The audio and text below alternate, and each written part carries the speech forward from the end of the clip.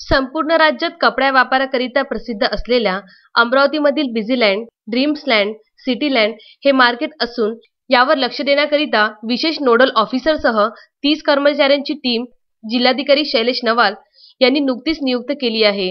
कडक लॉकडाऊन असताना देखील येथील काही दुकाने चालू ठेवत असल्याची माहिती प्राप्त झाली होती। यावर लक्ष देण्याकरिता जिल्हाधिकाऱ्यांनी हा निर्णय घेतल्याचे समजते।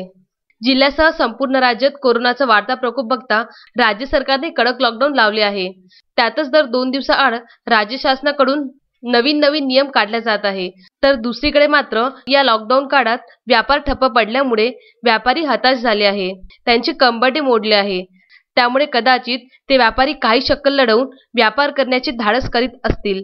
मात्र अशा व्यापारी वर्गाची माहिती जिल्हाधिकाऱ्यांना मिळाल्यामुळेच त्यांनी तात्काळ नोडल ऑफिसरसह तलाठी व 30 कर्मचाऱ्यांची टीम बनवली आहे।